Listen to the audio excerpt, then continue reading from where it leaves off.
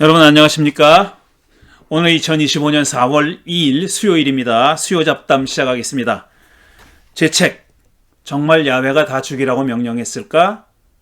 여호수아서의 가나안 정복 이야기 한 장 한 장 읽어가면서 설명드리고 있습니다. 오늘은 제 3장 야훼의 폭력성을 해결하는 다양한 방법 후반부입니다.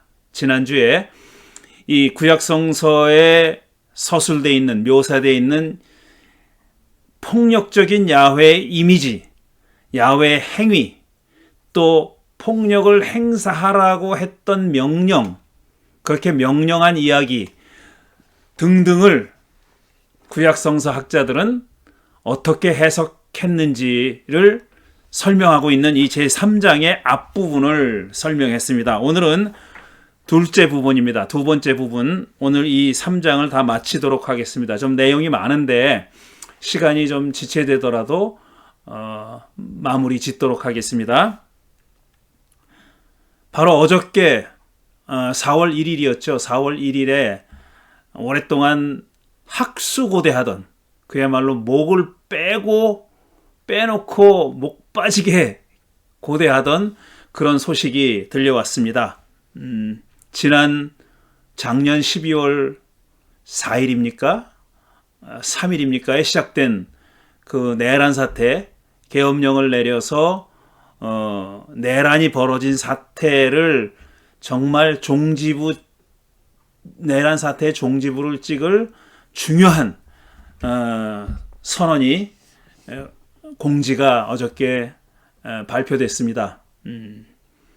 헌법재판소가 돌아오는 금요일 4월 4일에 선고하겠다는 겁니다. 4월 4일 오전 11시라고 했으니까 우리 이쪽 미국 서부 시간으로는 4월 3일 저녁 7시가 되네요. 그 시간에 선고가 내려진다고 합니다. 저는 8대0 선고가 내려질 것이라고 예상하고 또 그렇게 내려지는 게 마땅하다고 생각합니다. 아직도 불안해하는, 또 아직도 기각이 될 거라고 그렇게 희망하는 사람들이 있는데 다 쓸데없다고 생각합니다. 결과는 이미 내려졌다고 그렇게 봅니다. 어쨌든 그거는 이 가나안 정복 이야기와는 별 상관없는 이야기이지만 오랫동안 우리 한국 사람들의 삶을 굉장히 삶에 영향을 많이 줬고 이 일상적인 삶을 하는데 큰 지장을 초래했던 그런 일이라서 제가 말씀드린 겁니다. 자, 오늘 그러면은 야훼 폭력성을 해결하는 방법들 중에서 문화상대주의적 접근 방법을 설명하는 것으로 시작하겠습니다. 문화상대주의적 접근 방법, 그러니까 영어로는 Cultural Relativist Approach라고 합니다. 문화상대주의적 접근 방법은 구약성서가 특정한 역사적, 사회문화적 배경에서 생산된 문서이므로 그 배경에 비춰서 이해해야 한다는 입장입니다. 이 넓게 보면 역사 비평학의 하위 방법론이죠. 그러니까 넓게 보면 역사 비평학의 한 부분입니다. 역사 비평학이라는 게 바로 그거잖아요. 그 성서의 문서가 쓰여진 시대적 배경을 감안하지 않고 성서를 해석할 수 없다, 그거잖아요. 우리가 가지고 있는 성서는 특정한 역사적 시대의 산물이므로 그걸 어떻게 하나님의 말씀이라고 믿든 믿지 않든 그거는 그 문서가 만들어진 역사적 시대가 반영되지 않을 수 없는 그런 문서라는 겁니다. 그래서 그 문서를 제대로 이해하려면 역사적 상황을 이해해야 된다.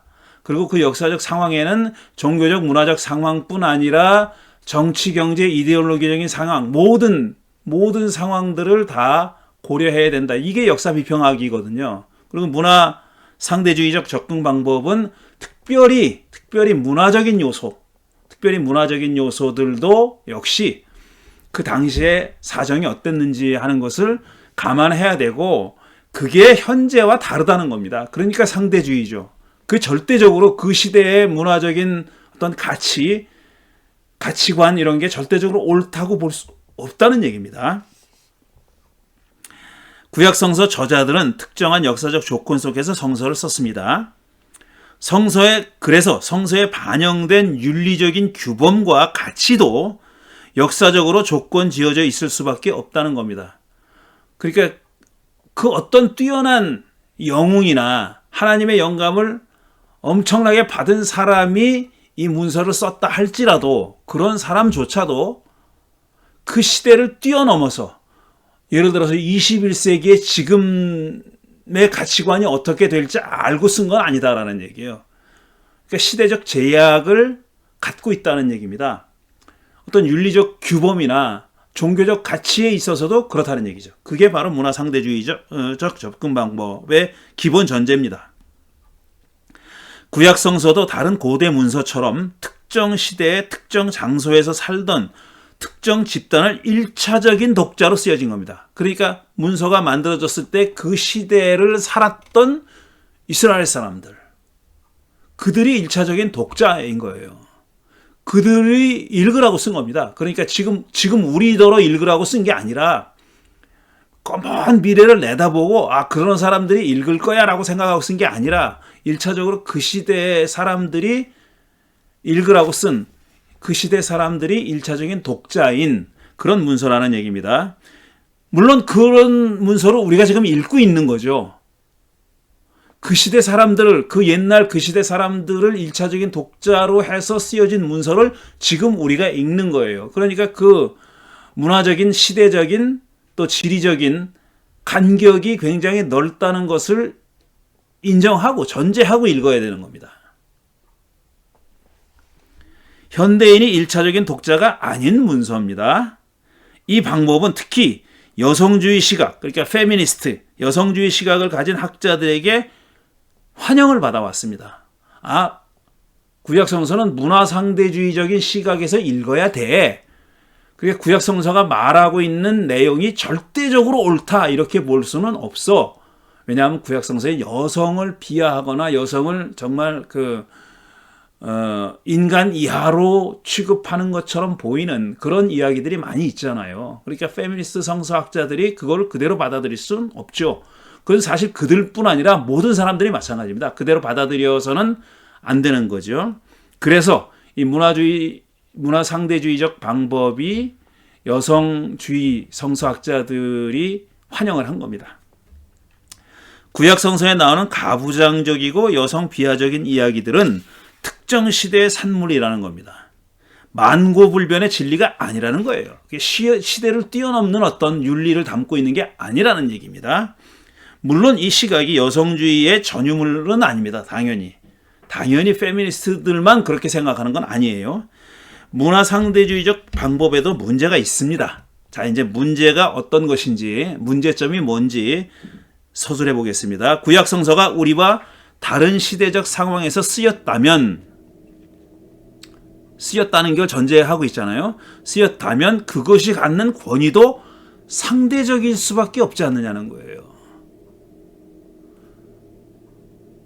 우리와 다른 시대에 쓰였고 그때의 가치관이 상대주의적이다.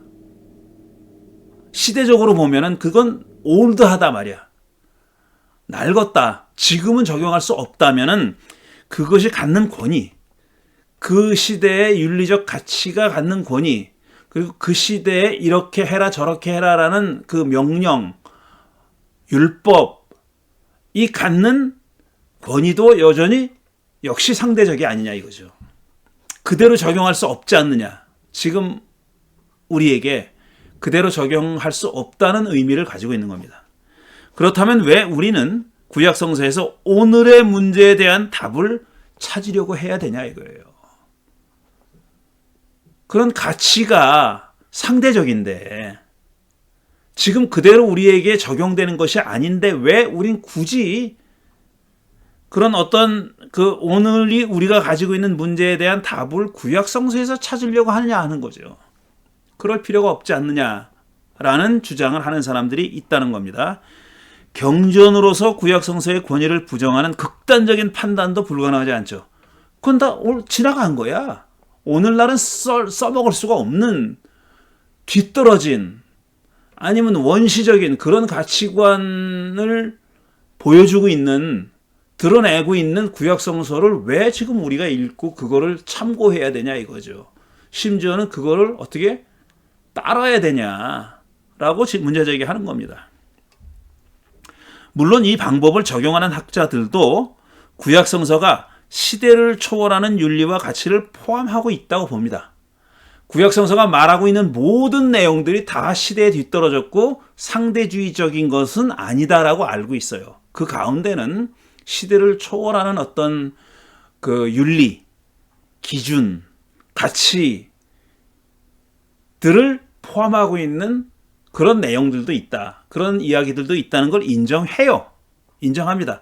다 시대에 뒤떨어졌다. 다 낡았다. 이렇게 생각하는 건 아닙니다. 그런데 문제는 뭐냐? 그게 뭐냐 이거예요. 시대를 초월하는 윤리와 가치가 뭐냐? 구약성서 안에 시대를 초월하는 윤리와 가치가 있다고 하자. 그걸 어떻게 구별해낼 것이냐라는 겁니다. 그것과 시대적 제약을 받는 가치를 어떻게 구별할지, 시대를 초월하는 가치와 시대의 제약을 받는 가치를 어떻게 구별할 수 있느냐, 무슨 기준으로, 그 구별 기준은 뭔지에 대해서는 의견이 일치하지 않아요. 이 사람은 이걸 주장하고 저 사람은 저걸 주장합니다. 그러니까 그게 합의가 되지 않는 거예요. 그 합의가 될 수 있겠습니까? 사람마다 자기 가치 기준이 또 다 달라요. 그런데 그게 합의가 되겠냐고요. 나는 이게 A라는 가치가 만고불변의 진리라고 생각하는데 다른 사람은 또 그게 무슨 만고불변의 가치야. 이게 B가 만고불변의 가치야 라고 주장할 수 있다는 거죠. 그럼 둘 사이에 합의가 이루어지면 다행인데 그렇게 되지 않는 경우도 허다하니까요. 그야말로 상대주의입니다. 그것도. 또 반대편에서 비판하는 학자도 있습니다. 이들은 구약성서 시대와 현대가 정말 그렇게 다르냐? 뭐가 그렇게 정말 그 둘을 구별해야 될 정도로 그렇게 많이 다르냐고 반문하는 사람들입니다. 둘 사이에 공통점은 없는지, 둘을 연결하는 다리는 없는지, 그때와 지금의 가치관을 연결하는 다리가 없냐 이겁니다. 그때와 지금의 가치관에 공통점이 없냐? 이걸 묻는 거예요. 정말 그렇게 달라? 사람 사는 게 다 비슷하지 뭐 달라? 그렇게 이런 내용입니다. 그런 주장을 하는 사람이죠. 두 시대의 차이를 과장하는 것은 정당하지 않다는 주장입니다. 너무 뻥튀기 하지 말아라. 사람 사는 게 다 비슷하지. 현대 독자가 고대인의 정신세계를 파악할 수 없다는 전제도 역시 옳지 않다. 그때 어떻게 생각했는지를 우리가 어떻게 알아라고 주장하는 사람도 그 주장도 옳지 않다는 거예요. 왜냐하면 사람 사는데 보편성이라는 게 있지 않느냐 하는 거죠.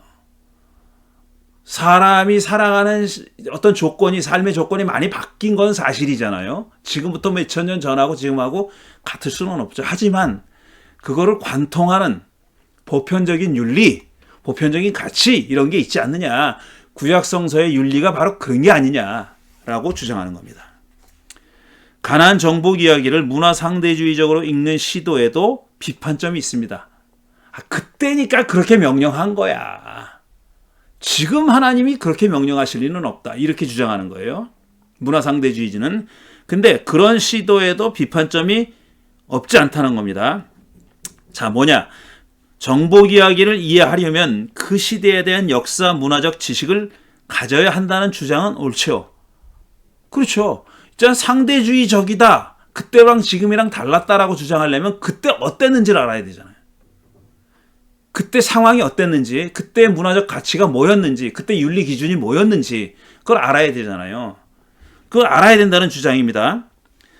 고대 전쟁은 지금의 그것보다 더 적나라하게 폭력적이었으므로 현대의 윤리 기준을 적용할 수는 없어요. 그것도 맞는 말이에요. 왜냐하면 옛날에 정말 옛날 영화만 봐도 전쟁 영화만 봐도 정말 피가 튀기잖아요. 피 튀잖아요. 아주 폭력적이고 잔인하죠. 눈 뜨고 보지 못해가지고 눈 가리는 사람들도 많습니다. 그게 그때의 상황이었단 말이죠. 그래서 그 현대의 윤리 기준을 그때 적용할 수는 없다는 거예요. 왜냐? 그게 이제 보편적인 전쟁의 방식이었다면, 그렇게 폭력을 그냥 날것으로 적나라하게 사용하는 것이 그때의 전쟁이었다면 지금의 윤리 기준, 그게 보편적으로 전쟁을 행하는 방식이었다면 지금 윤리 규정을 그때 적용하는 건 옳지 않다라는 겁니다. 근데 저는 이것도 좀 문제가 있다고 생각해요. 왜냐하면 현대전은 우리가 전쟁을 보지 않습니다. 보지 않아요. 실제로 폭탄을 투하하고 드론을 날리는 사람들도 거기 가 있지 않아요. 그 폭격이 벌어지는 현장에 가 있지 않고 드론이 폭탄 날린 현장이 없고 리모컨으로 조정하잖아요. 스위치로다가 위성을 통해 가지고 그렇게 조정하잖아요. 그러니까 단지 안 볼 뿐이에요. 폭력을 행사하는 사람이 보지 않을 뿐이지 폭력이 벌어지는 현장은 그 옛날보다 더 잔혹할 수 있죠. 근데 그걸 감안하지 않는다면은 옛날 폭력이 더 적나라하게 보인다는 얘기입니다. 그런 말씀을 드리고 있는 겁니다. 이 접근 방법은, 그러니까 문화 상대주의적 접근 방법은 당시 전쟁에서 적을 멸절하는 행위가 드물지 않았다고 주장하는 거예요. 그때는 다 그렇게 멸절했단 말이야. 지금은 안 하지 않느냐. 지금은 민간인은 안 죽일 뿐더러 포로로 잡아오지 않느냐. 그때는 다 죽이는 일이 그렇게 드물지 않았다. 흔했다. 이렇게 주장하는 겁니다. 이 방법은 그러니까 문화상대주의적 방법은 가나안 정복 전쟁을 증오나 보복에서 비롯된 전쟁이 아니라 야훼에게 제물을 바치는 제의 행위, 제사행위로 본다는 겁니다. 그러니까 현대인의 생각처럼 비윤리적이지는 않았다고 주장하는 거예요. 문화상대주의적 접근을 하는 사람 중에 이렇게 주장하는 사람도 있다는 겁니다. 이게 뭐 보복이나 증오, 다 때려 죽이려고 하는 전쟁이 아니라 하나님께 바치는 제물이라고 생각했다. 헤렘이라는 게 원래 제물에서 온 거란 말이에요. 제물입니다, 원래가. 전쟁보다는 제물에서 먼저 사용된 말이거든요. 그 말을 전쟁에서 쓴 겁니다. 그러니까 이게 뭐 그렇게 나쁘게 볼 게 아니지 않느냐라고 주장하는 사람이 있어요. 저는 그렇게 주장하는 사람이 좀 과장하면 제정신인가 싶어요. 더 문제를 크게 만드는 거라고 저는 생각해요. 그는 야훼의 폭력성을 줄이는 게 아니라 더 키우는 겁니다. 그 사람들의 주장이 맞다면 나한테 바칠 제물을 싹 다 죽여라 그 얘기잖아요. 그 사람들끼리 증오, 뭐 땅 차지하고 뭐 이러려고 전쟁하는 게 아니라 야훼 신이 그 사람들 주장대로라면 나한테 바칠 제물을 싹 다 죽여서 가난한 사람들을 싹 다 죽여서 바쳐 이렇게 얘기한 거니까 그건 더 큰 문제죠. 윤리적으로 더 큰 문제죠. 안 그렇습니까? 근데 이렇게 주장하는 사람들이 있어요. 실제로. 저는 정신 나간 사람들이라고 생각합니다. 하지만 이렇게 보면 폭력성 문제가 해결될지는 의문입니다. 저는 해결 안 된다고 생각하는 거예요. 오히려 문제를 더 키우면 키웠지 줄이지 못한다고 봅니다. 야훼에게 바치는 제사행위였다면 윤리적 문제가 해결되기는커녕 더 악화된다고 생각합니다. 저는 의문문으로 썼지만 저는 그렇게 믿어요. 더 악화되는 거죠. 야훼가 더 폭력적인 신이 되는 겁니다. 적을 멸절하는 전쟁이 고대 중동 문화권에서 드물지 않았다는 주장도 근거가 없어요. 다들 그렇게 죽이고 전쟁할 때 다 죽였어. 그렇게 주장하려면은 역사적인 근거를 대야 되는데 그런 근거가 없습니다. 왜? 전쟁을 하는 목적은 상대방이 가지고 있는 재화를 획득하기 위해서 하는 겁니다. 땅을 포함해가지고 그들이 가지고 있는 재화를, 물자를 얻기 위해서요. 빼앗기 위해서 하는 거예요. 근데 그 빼앗으려고 하는 재화 중에 사람이 있어요. 그들을 전쟁 포로로 잡아가지고 노예로 쓰려고 하는 목적이 큰 겁니다. 그런데 그걸 다 죽여? 그러면 그 재화를 다 없애는 거나 마찬가지예요. 땅은 없앨 수가 없어요. 땅은 차지하는 거니까. 근데 만약 포로를 죽였다면은 그거는 전쟁의 성과를 손실시키는 거예요. 그러니 고대 중동 문화권에서 헤렘이 드물지 않았다는 주장은 이치로도 맞지 않고 역사적인 증거도 없습니다. 근데 그렇게 얘기하는 거예요. 왜? 문화 상대주의적인 주장을 하려니까. 그게 그렇게 이 가나안 때만 적용된 방법이 아니야. 다른 놈들도 다 그랬어. 그렇게 얘기하고 싶은 거죠.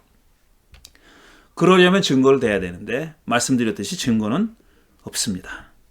대개의 경우 패한 사람들은 노예로 삼았죠. 가나안 정복에서 멸절을 의미하는 헤렘이란 말이 고대 중동 문화권에서 사용된 예는 그렇게 많지 않습니다. 없진 않아요. 하지만 많지도 않아요. 그건 보편적인 전술이 아니었다. 보편적인 전쟁 전술이 아니었다는 얘기입니다. 이 방법은 구약성서 폭력성의 윤리 문제를 우회하거나 회피하는 역할을 해왔습니다. 상대적이야 다. 하지만 그 반대의 효과를 만들어낸 적도 많다. 지금 제가 말씀드린 대로입니다. 문화 상대주의가 다른 문화에 비해 자기 문화가 우월하다는 뜻으로 쓰인 경우가 많이 있습니다. 특히 소위 성서신학 운동, 비블칼 티올로지 무브먼트를 했던 1950년대, 60년대에 이 미국의 구약학계의 지배적인 경향이었죠. 윌리엄 폭스웰 올브라이트 같은 사람들이 대표적이라고 얘기할 수 있어요. 많은 사람들이 그리고 또 그의 제자였던 사람들, 이런 사람들, 그 성서신학 운동을 했던 사람들은 이 구약 성서가 고대 그 중동 문화권의 어떤 다른 그런 문서들보다 윤리적으로 우월하다, 특이하다, 특별하다 에서 더 나아가서 우월하다고 주장한 사람들이 많이 있었습니다. 그런 주장을 할 때 문화상대주의적인 어프로치를 쓴 사람들이 많이 있었던 거죠. 그렇지만 반대의 효과를 만들어낸 적도 많이 있습니다. 문화상대주의가 다른 문화에 비해 자기 문화가 우월하다는 뜻으로 쓰인 경우가 그렇습니다.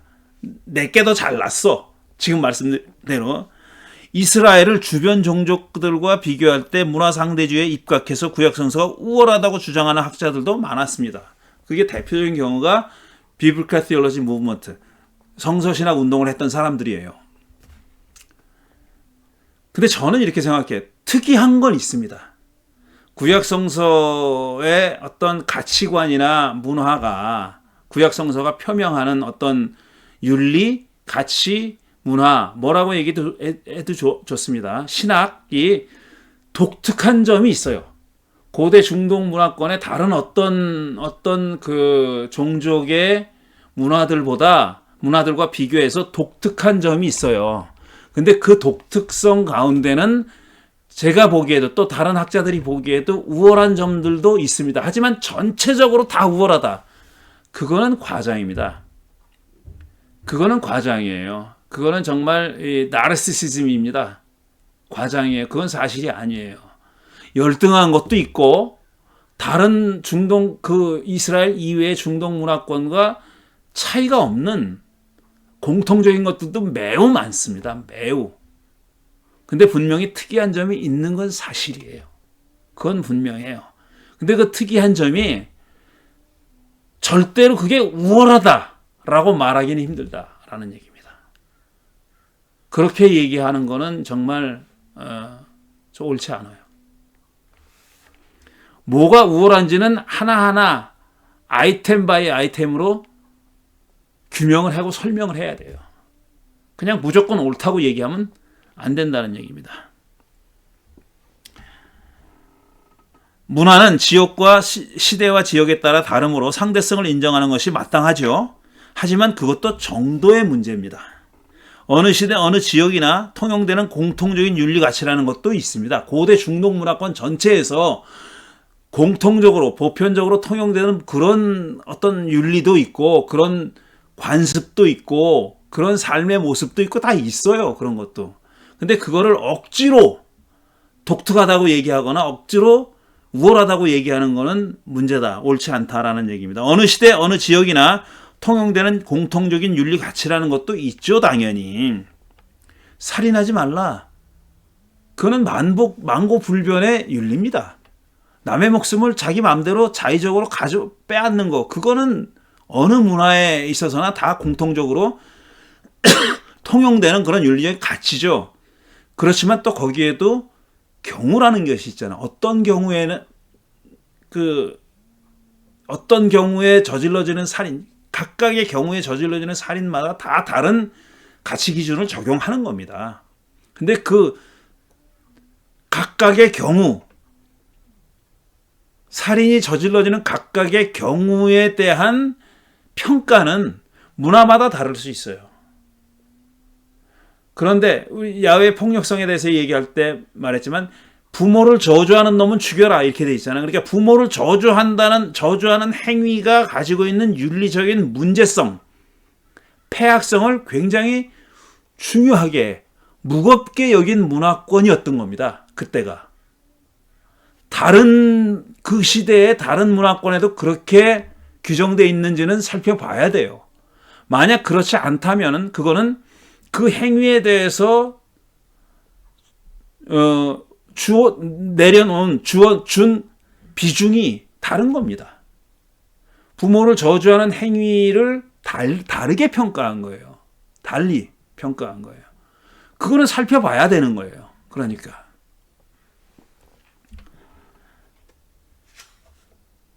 가나안 정복 이야기의 윤리성을 상대적이라는 척도로 볼지 상대성을 초월하는 보편성을 기준으로 볼지는 이 접근 방법이 해결해야 될 과제입니다. 그러니까 상대적이라고 보려면은 그게 그때 어떤 역사적인 조건이 있었기 때문에 그때만 적용했던 방법이다. 헤레미. 그렇게 볼지 아니면은 야훼를 믿지 않고 그들 말로는 이 우상을 숭배하는 모든 종족과 전쟁할 때 보편적이고 공통적으로 적용해야 될 전쟁 방법으로 봐야 할지, 그러니까 상대성을 초월하는 보편성을 가지고 있는 것으로 볼지는 결정해야 될 문제예요. 그런 얘기입니다. 자, 그 다음에는 그러면 야훼 폭력성에 대한 비판하는 사람들의 이야기를 들어보겠습니다. 먼저 인용하는 이 글은 저 유명한 리처드 도킨스의 God Delusion, 만들어진 신에 나오는 귀절인데 이건 정말 무수히 많은 사람들이 이 귀절을 인용합니다. 저도 여기 인용해 왔습니다. 구약 성서의 신은 모든 소설을 통틀어 가장 불쾌한 주인공이라고 할 수 있다. 시기하고 거만한 존재, 좀스럽고 불공평하고 용납을 모르는 지배욕을 지닌 존재, 복수심에 불타고 피에 굶주린 인종 청소자, 여성을 혐오하고 동성애를 증오하고 인종을 차별하고 유아를 살해하고 대량 학살을 자행하고 자식을 죽이고 전염병을 퍼뜨리고 과대망상증에 가학, 피학성, 변태 성욕에 변덕스럽고 심술궂은 난폭자로 나온다. 도킨스의 말이에요. 신무신론의 대표주자 리처드 도킨스의 저서 만들어진 신에서 사람들에 의해서 자주 인용되는 대목입니다. 야훼의 폭력성을 비판하는 구약 성서학자가 동의하는 취지로, 이 주장에 동의하는 취지로 이 구절을 인용한 사람들도 있습니다. 구약 성서에는 야훼가 이런 성격을 드러내는 이야기들이 있는 건 사실이에요. 전체적으로 이 도킨스가 얘기한 전체적 이 성격 규정을 다 보여주는 그런 이야기는 없어요. 그 도킨스는 여기저기서 그려져 있는 야훼의 모습을 다 지금 종합해 놓은 겁니다. 열거해 놓은 겁니다. 그를 불쾌한 주인공이라고 부른 것은 도킨스가 저자의 주관적 판단이 그렇다 치고 그 사람이 불쾌하게 여겼다면 그렇다고 칩시다. 그 밖의 성격 규정에는 근거가 없지 않아요. 근거가 있어요. 하지만 야훼가 과대망상증의 가학, 피학성, 변태 성욕의 소유자라고 규정한 근거가 뭔지는 모르겠어요. 저는 이런 얘기가 어디 나오는지 모르겠다는 얘기입니다. 제가 이 도킨스의 이 서술에 그렇게 마음이 편하지 않아서 하는 말입니다. 이런 내용이 없지 않아요. 그런데 야훼를 딱 이런 존재로 일방적으로 규정하는 것은 제가 구약 성서를 연구하는 사람이라는 걸 감안해도 저는 정당하지 않다고 생각합니다. 이렇게만 써놓으면 야훼가 이런 분위기만 하다고 말하는 것은 정당하지 않다라는 겁니다. 공정하지 않다는 겁니다. 이런 식으로 야훼를 비난한 사람은 도킨스가 처음도 아니고 유일하지도 않습니다. 구약 성서 학자 중에도 야훼의 폭력성을 비판하는 사람들이 많이 있습니다. 저도 그 중에 하나예요. 저도 비판합니다. 이들은 야훼에 대한 성서의 진술이 늘 옳지는 않다고 전제합니다. 늘 옳은 건 아니다. 구약 성서가 야훼를 늘 옳게만 바르게만 말하는 것은 아니다 라고 생각하는 거예요. 왜냐? 성서는 하나님과 사람의 공동 생산물이기 때문에 그렇다. 제가 앞에서 구약 성서가 어떻게 쓰여졌느냐를 얘기할 때 벤자민 소머라는 사람의 얘기를 그 참여적 계시라는 얘기를 했잖아요. 그 주장에 따르면은 구약 성서는 하나님과 사람의 공동 창작물입니다. 공저자입니다. 그러니까 co-author예요. 공저자예요. 성경은. 하나님과 사람의. 성서에는 사람이 갖고 있는 제약과 한계와 편견이 따라서 들어있습니다. 왜? 사람이 공동 저자로 참여했으니까. 그렇다고 이런 제한이 있는 잘못된 건 다 사람이 쓴 거고 잘된 건 다 하나님이 쓴 거다 이런 얘기는 아니에요. 그때도 말씀드렸듯이 둘은 절대로 분리할 수가 없습니다. 나눌 수가 없어요. 여기는 하나님이 쓴 거고 여기는 사람이 쓴 거다 이렇게 나눌 수가 없어요. 그건 제 표현으로 화학적으로 결합되어 있습니다. 그러니까 나누지는 못해요. 성서가 야훼를 폭력과 전쟁의 신으로 묘사하는 것도 이것과 무관하지 않습니다. 그러니까 공동 창작물이기 때문에 그렇다는 얘기입니다. 한계와 제약을 가지고 있기 때문에 그렇다는 얘기예요. 그 얘기는 뭐냐면 하나님을 서술하는 데 있어서도 제약과 한계가 있다는 얘기예요. 하나님이 이런 분이다 라고 말하는 데 있어서도 제약과 한계가 있다는 얘기입니다. 틀린 게 있다는 얘기예요. 그 말은. 테렌스 프레타임이라고 하는 구약성서 학자가 있습니다. 여러 권의 책을 쓴 사람이고 제가 알기로는 얼마 전에 이제 작고한 분을 알고 있는데 이 프레타임은 폭력적인 하나님 이미지를 모두 받아들이지도 모두 거부하지도 않는 중도의 입장을 가지고 있는 사람입니다. 편리하죠? 이러면은. 그렇죠? 근데 대부분 다 중도의 입장을 가지고 있어요. 대부분의 학자들이 한쪽으로 치우쳐 있지 않습니다. 그는 프레타임은 텍스트의 하나님, textual God과 실제 하나님, actual God, 텍스트의 하나님과 실제 하나님을 구분합니다. 둘을 나눠서 생각해야 된다고 주장해요.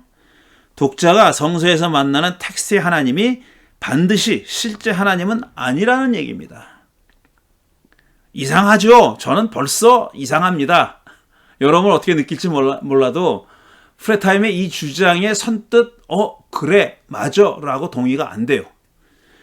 하나님은 때로 폭력에 개입하지만 그것 모두가 실제 하나님을 반영하는 것 아니라는 얘기입니다.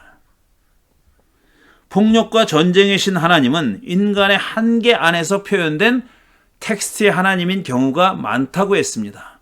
그럼 그 얘기는 그렇지 않은 경우도 있다는 얘기잖아요. 텍스트의 하나님이 아니라 실제 하나님인 경우도 있다는 얘기잖아요. 그러면 언제는 실제 하나님이고 언제는 텍스트의 하나님인지를 또 얘기해야죠. 하나님은 자신의 힘을 인간과 나누기로 선택함으로써 스스로를 제약하셨습니다. 동의합니다. 동의해요. 하나님은 세상에서 사람과의 관계 속에서 자신의 뜻을 이루어 나가시는 분입니다. 동의합니다.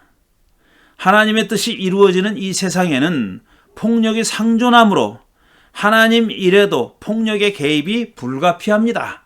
인정합니다. 하나님 이래도 폭력이 전혀 없을 수 없다는 겁니다. 왜? 인간 세상이 그렇기 때문에 어떤 식으로든지 폭력이 개입될 수 있다는 얘기입니다. 다 동의해요. 저도 이런 주장에, 프레타임의 이런 주장에 동의합니다. 자, 그리고 여성주의 성서학은 구약 성서와 야훼의 폭력성, 특히 여성에 대한 폭력에 비판적입니다. 당연하죠.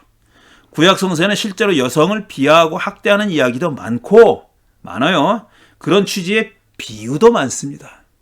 실제가 아니라 비유로 얘기하는데 비유가 여성 비하적인 비유가 많다는 거예요. 왜냐? 실제 생활에서 그렇게 여성을 비하하는 경우가 현실적으로 많으니까 비유에도 그게 반영돼 있는 겁니다. 그런 얘기예요. 예수님의 비유가 농부들의 실생활을 많이 반영하고 있듯이 여기도 그렇다는 얘기예요. 예레미야는 하나님을 이스라엘이라는 아내를 학대하고 때리는 남편으로 비유합니다. 특히 예레미야 3장에. 자, 이런 이야기는 어쨌든지 간에 재해석돼야 돼요. 아, 하나님도 여성을 비하하고 막 폭력을 행사하니까 우리도 그래도 돼. 지가 마치 하나님인 것처럼.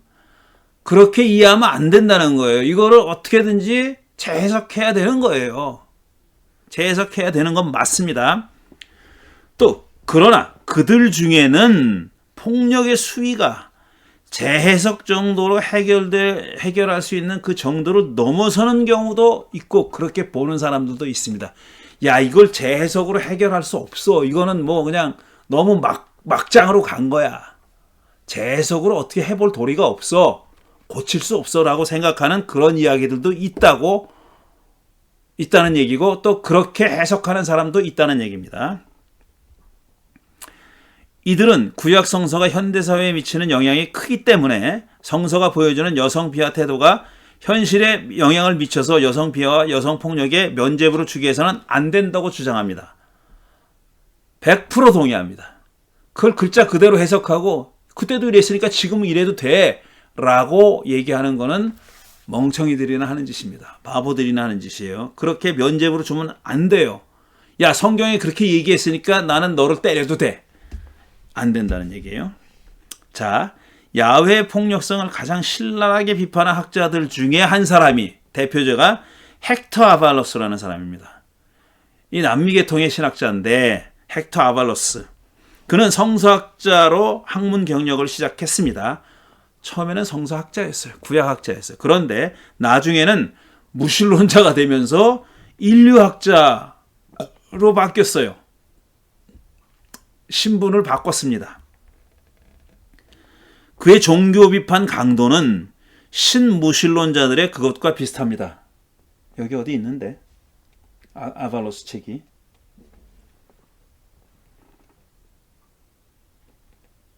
여기 있다. 죄송합니다. 이겁니다. Fighting Words라는 책이 있어요. Fighting Words라고. 제목이 The Origins of Religious Violence. 그러니까 종교적 폭력의 기원들이라는 부제가 붙어 있는 이 책입니다. 이 책의 내용을 제가 간단하게 소개하는 겁니다. 그는 폭력성이라는 것은 종교의 본질이고 핵심이라고 주장합니다. 그러니까 폭력성이 종교의 어떤 부산물, 나쁜 측면, 나쁜 일면 전체가 그건 아닌데 폭력적인 내용도 있긴 있지. 하지만 그게 메인은 아니야. 이런 주장을 하지 않아요, 이 사람은. 종교의 폭력성이라는 건 종교의 본질이래요. 핵심이고. 그것은 종교의 부산물이나 부작용, 종교에 대한 오해의 산물이 아니라는 겁니다. 뭘 잘못 알아서 폭력을 행한 게 아니라는 거예요. 종교가 기본적으로, 본질적으로 폭력적이라는 얘기예요. 종교가 폭력적인 이유는 왜 그런 폭력적인가를 이렇게 설명해요. 희소 자원을 차지하려는 투쟁 때문이다. 종교가 기본적으로 희소 자원을 차지하려고 하는 투쟁의 산물이기 때문에 폭력적일 수밖에 없다는 얘기입니다. 그런데 그 종교가 차지하려고 하는 희소 자원은 뭐냐면은 실제 하는 것이 아니라 종교가 만들어낸 허구라는 거예요. 그러니까 희소 자원의 대표적인 게 신이잖아요. 하나님이잖아요. 하나님을 차지하고 하나님 마음에 들고 하나님을 내 멋대로 하고 싶어서 내가 원하는 것을 하나님도 하게 만들려고 하는 게 종교라는 거예요. 그래서 그 자원을 차지하려고 하는 노력은 다 폭력적이 될 수밖에 없고, 그런데 그 차지하려고 하는 희소 자원은 가상이다 이겁니다. 허구다.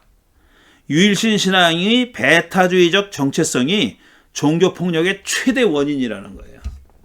유일신 신앙의 배타성, 이게 바로 종교를 폭력적으로 만드는 가장 큰 원인이라는 겁니다.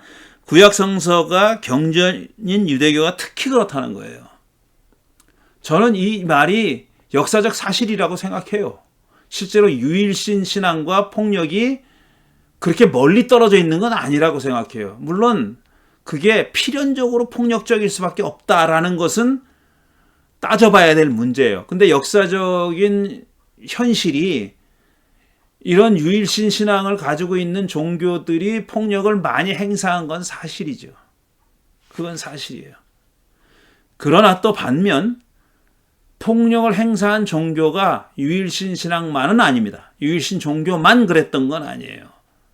다신교도 또 신이라는 것을 상정하지 않는 종교도 때로는 매우 폭력적이었습니다.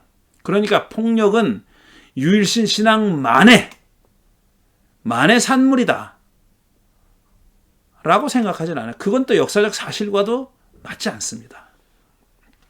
그렇다고 물론 유일신 신앙이 저지른 폭력이 면죄부를 받을 수 있는 건 아니에요. 그거는 그것대로 잘못한 게 사실입니다. 죄를 저지른 게 사실이고 악행을 행한 건 맞아요. 그건 부인할 수 없는 사실이지만 걔네들만 그랬다라고 주장하면은 그건 옳지 않다는 얘기입니다. 유대교가 주장하는 특별 계시와 선민 사상, 예루살렘 성전이 우주의 중심이라는 신념, 토라에 대한 훼손에 가해지는 폭력 등에서 배타성과 폭력성이 잘 드러납니다. 종교의 폭력성을 해결하려면 종교를 아예 없애버리거나 희소 자원을 두고 벌이는 투쟁을 종교에서 지워버려야 한다고 헥터 아발로스는 주장합니다.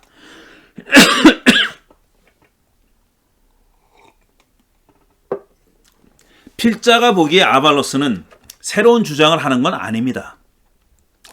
그러나 종교 자체를 없앤다든지 희소 자원을 두고 버리는 투쟁을 없애야 한다는 주장은 현실성이 없어요. 무슨 수로 종교를 없앱니까? 아발로스가 무슨 수로 종교를 없애요? 이거는 가능하지 않은 거예요. 불가능한 얘기입니다. 또 희소 자원을 버리는 투쟁을 없애야 한다. 이건 종교만 이렇게 합니까? 희소 자원을 두고 버리는 투쟁은 인류가 아직까지 살아오면서 해온 거예요. 희소 자원을 독점하려고 그게 종교적인 희소 자원만이 아니라 그 어떤 희소 자원이라 할지라도 그걸 없애려고 그거를 독차지하려고 얼마나 많은 사람들이 싸워왔습니까? 지금도 석유를 두고 그렇게 싸우잖아요. 석유를 두고. 뭐 히토리를 두고 이랬다 저랬다 하고 무슨 진짜 그 희소 자원을 두고 그걸 독점하려고 그래서 최대의 이윤을 창출하려고 싸우고 있잖아요. 전쟁 벌이고 있잖아요. 그걸 어떻게 없애냐고요. 아니 없애면 좋지. 없애면. 근데 그게 가능하겠냐는 얘기입니다. 또 다른 사람 얘기입니다. 마크 론케이스 그리고 제레미 영이라는 사람의 얘기 해보겠습니다. 이 자들도 구약성서의 폭력성에 대해서 책을 썼습니다. 론케이스는 구약성서와 야훼의 폭력성은 풀어야 할 해석의 문제가 아니라 인정해야 할 신학적 실체라고 주장합니다. 이건 문제니까 이건 어떻게든지 해결해 보려고 해서는 되는 문제가 아니라 아예 그건 그냥 붙박이다. 신학적인 실제다. 그건 현실이다. 이런 얘기입니다. 해석을 잘한다고 풀리는 문제가 아니라는 얘기예요. 어떻게든지 그 폭력성의 문제를 해결해 보려고 애쓰는데 그거 해결 안 된다. 그건 그냥 그대로 있는 거다. 실제다. 신학적인 실제다. 하나님이 도덕적이고 선하고 절대적이고 완전하다는 전제를 버리라는 얘기입니다. 하나님은 폭력을 행하는 분이 아니야라는 전제를 버리라는 거예요. 그렇게 절대적으로 선하고 절대적으로 완전하고 절대적으로 정의롭고 절대적으로 자유롭고 이런 생각을 버려라. 그거는 네가 만들어내는 하나님이지 실제로 하나님은 그런 분이 아니다 라는 얘기입니다. 그럴 때 그런 전제를 버릴 때 비로소 구약성서의 하나님이 누군지가 눈에 들어온다고 주장했습니다. 하나님은 친절하면서도 잔인하고 선하면서도 인종학살을 마다하지 않고 현존하면서도 부재하는 역설적인 신이라는 거예요. 양면을 다 가지고 있는 신이다 이렇게 주장합니다. 그게 실제다. 그게 리얼리티다. 그게 실제다. 하나님에 대한 성서의 다양한 이야기를 하나의 체계로 구성하면 이런 역설로 구성된다는 겁니다. 귀결된다는 겁니다. 둘 다 가지고 있다는 거예요. 선하기도 하고 악하기도 하고 평화롭기도 하고 폭력적이기도 하고 둘 다 가지고 있다는 거예요. 하나님에 대한 성서의 다양한 이야기를 모두 있는 그대로 받아들이면 안 된다 그랬어요. 하나님의 태도와 행위를 비판해야 할 때는 비판하고, 그러니까 잔인할 때는 비판하라는 겁니다. 인종학살을 마다하지 않을 때도 그때도 비판하라는 얘기예요. 하나님이 실제로 그런 분이다라는 겁니다. 그러니까 그럴 때 우리 인간의 자세는 하나님이 이런 분이니까 무조건 받아들여야 된다가 아니라 그건 잘못됐다고 비판하라는 겁니다. 이렇게 되면 이제 인본주의라는 보수적인 학자들로부터 비판을 받게 돼 있죠. 야, 그럼 네 기준이 하나님의 기준보다 높아? 이런 주장을 당연히 하겠지요. 하나님의 태도와 행위를 비판해야 할 때는 비판하고 저항해야 할 때는 저항해야 한다는 게 바로 론케스의 주장입니다. 해결됐나요? 그러면은? 자, 그 다음에 제레미 영이라는 사람 얘기를 해볼게요. 제레미 영에 따르면 야훼 폭력에 대한 저항은 주변의 목소리가 아니라 성서의 핵심 증언이래요. 그러니까 성서의 그 아주 주된 핵심이 되는 주장이 바로 야훼의 폭력성에 대한 비판이라는 겁니다. 저항이고, 이 점은 폭력에 대한 저항의 목소리를 대항 증언이라고 명명한, 그러니까 메인 위트니스가 아니라 메인 위트니스에 대한 어떤 대안이다라고 주장한 월터 브리그만의 주장과 반대되는 주장이에요. 폭력성에 대한 비판이 메인이다 이거예요. 메인 주장이다 이겁니다. 주된 주장이고 다른 얘기들은 다 부가적인 거다. 이렇게 얘기하는 거예요. 제레미 영은 구약 성서는 야훼의 폭력성을 일관되게 서술하지만 이 점을 승인해서는 안 된다는 거예요. 왜냐? 그게 메인 주장이 아니니까. 그걸 거기에 저항하는 게 메인 주장이니까. 이렇게 얘기하는 겁니다.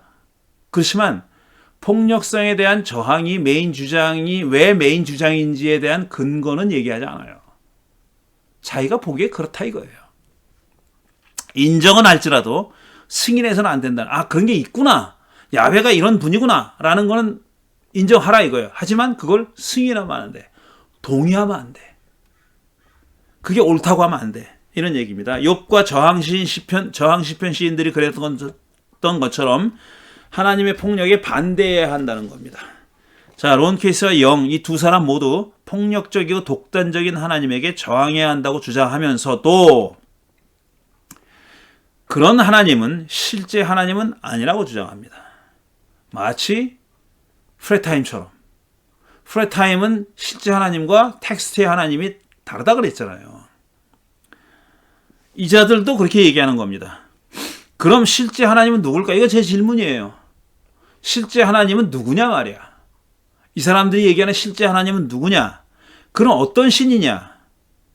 자기들이 생각하는 하나님이 실제 하나님임을 이들은 어떻게 알까? 프레타임은 어떻게 알고, 론케이스는 어떻게 알고, 제레미 영은 어떻게 아냐 이거예요. 자기들이 그리는 하나님이 실제 하나님이라고 주장하는 근거는 뭐냐는 거죠.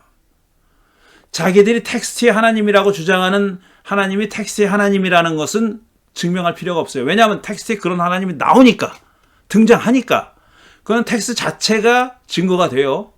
그런데 자기들이 그리는 실제 하나님은 그 하나님이 바로 실제로 하나님이 그렇다는 것을 뭘로 입증하겠냐 하는 거예요. 텍스트의 하나님과 다른 이 실제 하나님이 정말 실제라는 걸 어떻게 입증하겠느냐. 저는 안 된다고 생각하는 거예요. 그걸 무슨 자기의 선입견일 수는 있어요. 자기의 믿음의 영역일 수는 있어요. 그렇지만 그걸 어떻게 입증하겠냐 이거예요. 어떻게? 왜? 우리가 성서의 하나님이 어떤 분이냐를 어떤 분인지 하는 질문에 대한 답을 찾아낼 수 있는 도구는 성서예요. 또 성서가 그리고 있는 하나님은 텍스처얼 가시잖아요. 성서의 하나님이잖아요. 근데 그럼 성서 이외에 다른 데서 실제 하나님을 끌어와야 되잖아요. 그건 얼마든지 할 수 있죠. 근데 실제 하나님이 정말 그런 분이냐는 걸 어떻게 아냐고. 뭘로 입증하겠냐고.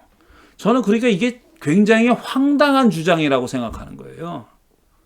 왜냐하면 이 사람들은 다 정말 하나님은 그런 분이 아니야 라고 말하고 싶어요.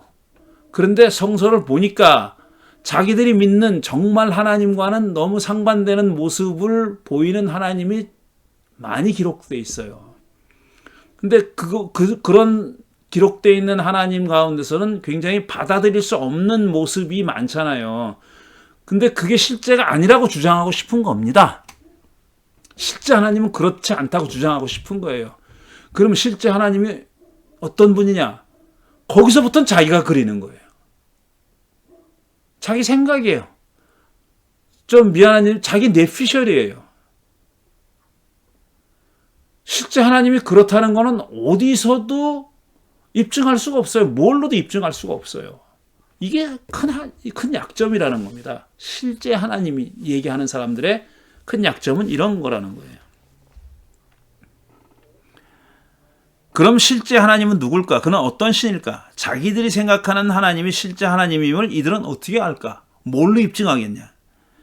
이들은 실제 하나님은 비폭력적이라고 전제하는 것처럼 보입니다. 텍스트를 주석해서 그런 결론에 도달한 게 아니라 안 돼요, 그거는. 왜냐하면 텍스트에 폭력적인 모습으로 그려져 있는 것도 많이 있으니까 그걸 다 없는 걸로 인정하지 않는다면은 텍스트에서 끌어낼 수는 없어요. 야, 저 하나님은 폭력적인 하나님은 텍스트의 하나님이고 내가 끄집어내는 자비와 긍휼의 하나님은 실제 하나님이라는 그걸 어떻게 입증할 거야? 그럼 답할 수가 없죠. 나는 그렇게 생각해. 이거밖에 없어요. 텍스트를 주석해서 그런 결론에 도달한 게 아니라 처음부터 그렇게 전제하는 것으로 보입니다. 그렇다면 텍스트를 주석하지 않고 자신의 생각을 텍스트에 주입한 거죠. 이거는 아닐까라고 제가 부드럽게 얘기했지만 그런 겁니다. 그렇게 한 겁니다. 설령 그들의 결론이 옳다 해도 그걸 끌어내는 과정이 정당하지 않다면 옳다 해도라는 건 백보양보한 거예요. 그거 옳다는 걸 알 수는 없어요. 우리가. 입증은 안 되는 거예요. 그걸 끌어내는 과정이 정당하지 않으면 결론에도 동의하기 어렵죠. 동의할 수 없죠. 당연합니다. 프레타임, 론케이스, 영 이 세 사람은 모두 텍스트의 하나님과 실제 하나님을 구분합니다. 가부장성이나 폭력성 등 나쁜 점은 모두 텍스트의 하나님에게 돌리고 좋은 점은 실제 하나님이라는 겁니다. 그랬으면 좋겠지만 적어도 성서를 연구하는 사람으로서는 학자로서는 그렇게 못하는 겁니다. 필자는 이 주장에 동의하지 않습니다. 우선 둘을 나누는 기준이 성서 안에서 나오지 않고 성서 외부에서 끌어들인다는 점에 동의 못합니다. 자기 생각이에요. 자기 기준이에요. 그게. 게다가 그렇게 끌어들인 가치가 왜 기준이 되어야 하는지를 설명하지 않아요. 왜 이게 기준이 돼야 돼? 왜 정의의 하나님이란 정의가 텍스트의 하나님과 실제 하나님을 구분하는 기준이 되느냐? 만약 그렇게 주장한다면 왜 정의가 그 기준이 되느냐를 설명해야 돼요. 정의는 좋은 거니까 이걸로 안 돼. 그걸로. 그건 하나마나한 얘기예요. 그 기준은 성서를 주석한 결과가 아니라 이미 해석자들의 머릿속에 전제되어 있습니다. 필자는 텍스트의 하나님과 실제 하나님을 나눌 수 있다는 이들의 과감성에도 놀라움을 금치 못합니다. 와, 대단하네. 너무 과감해. 이 실제 하나님은 어디서 오냐 이거예요. 텍스트의 하나님과 구별된다면 텍스트 밖에 있는 하나님이야? 조금 아까 얘기했죠. 텍스트 바깥 어디쯤에 가면 이 하나님을 만날 수 있을까? 제가 약간 조롱하는 겁니다. 이런 접근을 하는 학자 중에는 성령의 사역까지 성서 해석에 개입시키는 사람도 있습니다. 성령께서 나에게 알려주셨어. 성령의 해석을 따라야 해. 이렇게 주장하는 사람. 믿음은 좋은데 학자로서는 아닙니다. 그게. 어떤 학자가 그런 믿음을 가질 수 있어요. 그러나 그 믿음을 성서 해석을 하는데 개입시키면 안 된다는 얘기입니다. 그건 논리적으로 설명을 해야 되는 거예요. 암만 신학이지만 논리적으로 설명을 할 수 있어야 되는 겁니다.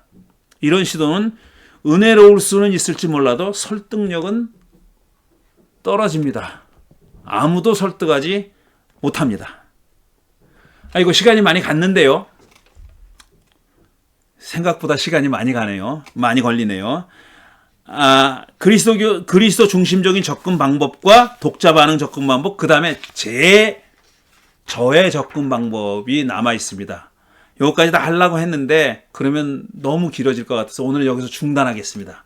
사실 그럼 3장은 2주 만에 마치려고 했는데 3주로 연장되네요. 다음 주에 그리스도 중심적 접근 방법, 그 다음에 독자 반응적 접근 방법, 그 다음에 저의 접근 방법, 이 세 가지를 설명해 드리도록 하겠습니다. 오늘은 여기서 마치겠습니다. 다음 주에 다시 뵙겠습니다. 감사합니다.